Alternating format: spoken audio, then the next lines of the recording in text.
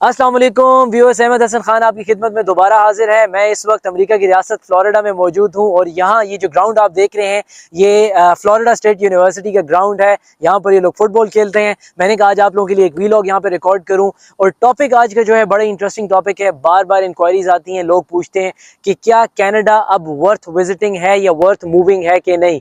जिसका असल में सिंपल अल्फाज में कहा जाए तो वो ये है कि क्या कैनेडा मूव करना चाहिए अब या नहीं। भाई सबसे पहली बात तो ये है कि पाकिस्तान के जो मौजूदा हालात हैं, क्योंकि हम लोग थर्ड वर्ल्ड कंट्रीज़ में आते हैं, तो ये सवाल तो पूछना वैसे ही गलत है कि यार क्या कनाडा मूव करना चाहिए या नहीं। क्योंकि आपकी थर्ड वर्ल्ड कंट्री में जो हालात हैं उससे तो ऑफकोर्स कनाडा बेहतर ही है, लेकिन वो लोग जो कि पाकिस्तान में एक ज़बरदस्त लाइफ गुजार रहे हैं वो बार बार ये चीज़ सोचते हैं कि यार इस ज़बरदस्त लाइफ को छोड़कर हम उधर स्ट्रगल करने क्यों जाएं। आप लोगों को कहने का ये मकसद है कि आप लोग मूव ज़रूर करो ताकि आपके पास एक सेकेंड नेशनैलिटी हो। वापस आते हैं टॉपिक पे, और वो है कि क्या कनाडा मूव करना चाहिए कि नहीं। भाइयों मेरे सिंपल सी इक्वेशन है।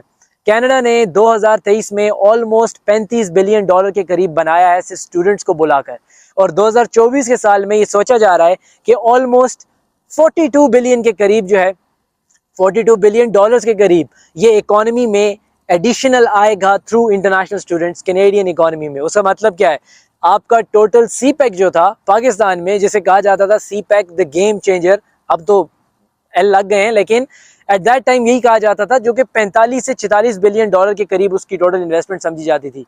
यहाँ पर खाली इंटरनेशनल स्टूडेंट्स को हर साल कैनेडियन इकोनॉमी से जो कैनेडियन इकोनॉमी को जो फायदा हो रहा है वो ऑलमोस्ट 42 बिलियन डॉलर्स का हो रहा है। मूविंग फॉरवर्ड, इंटरनेशनल स्टूडेंट्स से अब विजिटर वीज़ा पे आ रहे हैं या स्टूडेंट वीज़ा पर आ रहे हैं, आपको ये भी फैसला करना होगा। कनाडा में स्टूडेंट्स को बहुत ज़्यादा एकोमोडेट किया जाता है, और सबसे अच्छी बात यह है कि स्टूडेंट्स के लिए एक स्ट्रीमलाइंड प्रोसेस है कि आपने अपनी डिग्री ख़त्म की, आपने अपनी वहाँ पे जॉब ढूंढी, and then you can directly straight away apply for PR. Sorry, यहाँ पे मच्छर वगैरह होते हैं, शाम का टाइम है तो इसलिए मैं हटाता हूँ, तो खफा ना होइएगा। बात हो रही थी कि कनाडा जब आप स्टूडेंट वीज़े पे आते हैं तो इनका जो प्रोसेस है आपके यहाँ पे सेटल होने का, वो बहुत सिंपल है और बड़ा स्ट्रेट फॉरवर्ड है। आपको ये चीज़ गिवन है and you are quite certain कि जब मैं अपनी डिग्री कंप्लीट कर लूंगा तो उसके बाद मैंने अपनी जॉब ढूंढकर अपनी परमानेंट रेजिडेंसी अप्लाई करनी है, और जब आपको परमानेंट रेजिडेंसी मिल जाए तो समझो आपने सबसे पहला कदम ले लिया है। जो ऑब्स्टिकल होती है टूवर्ड्स पासपोर्ट वो आपने अबूर कर ली है। उसके बाद का जो इंपॉर्टेंट स्टेप है जो मैं आप लोगों को समझाने की कोशिश करूंगा वो है विजिटर वीज़ा। कनाडा उन स्टेट्स में से आती है जहां पर लोग, ज़्यादातर हमारे हरामतोप टाइप लोग, वो विजिट वीज़ा लेकर आते हैं और उसके बाद कोशिश करते हैं कि हम उसी विजिट वीज़ा को कन्वर्ट करें उधर की परमानेंट रेजिडेंसी में, परमानेंट वीज़ा में, वहाँ की परमानेंट रेजिडेंसी लेने के लिए। अब बहुत कम स्टेट्स ऐसी होती हैं जहाँ पे इतना आसान प्रोसेस हो, लेकिन कनाडा में लूप होल्स अवेलेबल हैं, इमिग्रेशन लॉयर्स बैठे हुए हैं, वहाँ पर लोग जाकर उनको पैसा टका लड़ाते हैं और LMIA अप्रूव्ड जॉब्स ले लेते हैं फॉर परमानेंट रेजिडेंसी। इवेंचुअली उससे आपको परमानेंट रेजिडेंसी मिलती है। LMIA अप्रूव्ड जॉब्स क्या होती हैं? इसे लेबर मार्केट इम्पैक्ट असेसमेंट कहा जाता है। पूरा डिटेल्ड वीलॉग बताऊंगा आपको, इस पे भी बहुत से लोगों के सवालात आते हैं, इस बारे में आप लोगों को अच्छा करके समझाऊंगा कि LMIA अप्रूव्ड जॉब्स क्या होती हैं। अच्छा, कॉस्ट कितनी आती है? ऑलमोस्ट 30 लाख से लेकर 80 लाख तक इसका रेट चल रहा है कि आपको ये देने पड़ते हैं वहां पर उस नौकरी को लेने के लिए, ताकि आप अपना विजिट वीज़ा कन्वर्ट करा सकें परमानेंट रेजिडेंसी में। वो कैसे होता है, डिटेल्ड वीलॉग आएंगे उस पर भी, कि फ्लैग पोलिंग क्या होती है, जो आपने बॉर्डर से क्रॉस करके वापस एंट्री लेनी होती है ताकि आपका वीज़ा स्टेटस चेंज हो सके, सब कुछ समझाऊंगा आपको। दोबारा आ जाऊं कि कनाडा का जो हेल्थ केयर सिस्टम है वो दुनिया के बेस्ट हेल्थ केयर सिस्टम्स में आता है, and you need to realise के वहाँ पर मुफ्त है। यूएस में, क्योंकि मैं यूएस में ज़्यादा टाइम गुजारता हूं तो मुझे पता है कि यहाँ हेल्थ इंश्योरेंस आपकी अच्छी खासी ले लेती है, लेकिन कनाडा में आपको एकोमोडेट किया जाता है और आपको पे नहीं करना पड़ता। हाँ, उसका एक ड्रॉबैक और डाउन साइड ज़रूर है, और वो ये है कि आपको अपॉइंटमेंट्स नहीं मिलती। अगर आपने अपनी बाजू का, दिल का या कोई ऑपरेशन करवाना है तो उसके लिए आपको जो अपॉइंटमेंट्स मिलेंगी या टाइम मिलेंगे वो आपको 8-8 महीने और साल बाद भी मिल सकते हैं, क्योंकि ओवरबर्डन्ड हेल्थ सिस्टम है उनका। अब अगर आप डॉक्टर हैं तो आपको मैं इतना ज़रूर बताता चलूँ कि आप यहाँ पर आकर भी स्ट्रगल ज़रूर करेंगे, क्योंकि कुछ ऐसी सर्टिफिकेशंस लेनी होती हैं जो कि यहाँ पर मूव करते हैं तो यहाँ पर पाकिस्तानी डिग्रियों की तो कोई वक़्त है नहीं, तो आपको कुछ सर्टिफिकेशंस लेनी पड़ती हैं, कुछ टेस्ट देने पड़ते हैं ताकि यहाँ पर आपकी डॉक्टरी को एक्सेप्ट किया जा सके। हेल्थ केयर सिस्टम आ गया, स्टूडेंट वीज़ा का सिस्टम आ गया। अब मैं आपको बताता हूँ कि अगर आपने विजिट वीज़ा पर अप्लाई किया है तो बहुत से लोगों के दिल में ये गुमान क्यों पैदा हो रहा है कि कनाडा अब एक अच्छी ऑप्शन नहीं रही और कनाडा वीज़े नहीं दे रहा। भाई मेरे, ये भी यक्की जो है ये आप लोगों ने ही की है और हमारे कंसल्टेंट ब्रादरान ने की है। एक टाइम आया, मैं आपको पिछले 6 महीने से 1 साल की कहानी सुना रहा हूँ, जब टिकटॉक पे और सोशल मीडिया पे ट्रेंड्स वायरल हो गए कि कनाडा वीज़े दे रहा है।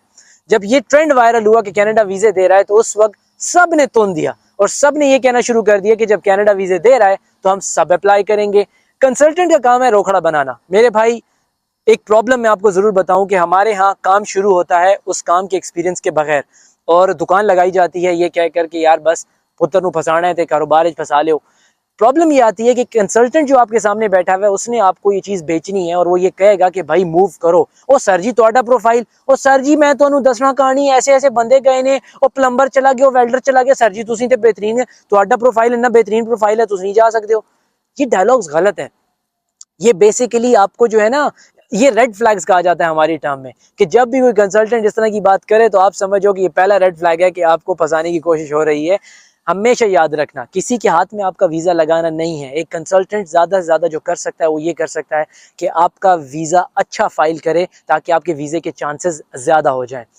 जो बात मैं कंसल्टेंट्स की कर रहा था वो ये कह रहा था कि इतना ज़्यादा उन लोगों ने किया, इतना ज़्यादा उन लोगों ने इस चीज़ को बनाया और बढ़ा बढ़ा कर पेश किया कि उस वक्त ये चीज़ आना शुरू हो गई कि यार क्या वाकई ये चीज़ हो रही है कि अगर आप कंसल्टेंट हो वीज़े मिल रहे हैं, क्या कैनेडियंस वीज़ा दे रहे हैं।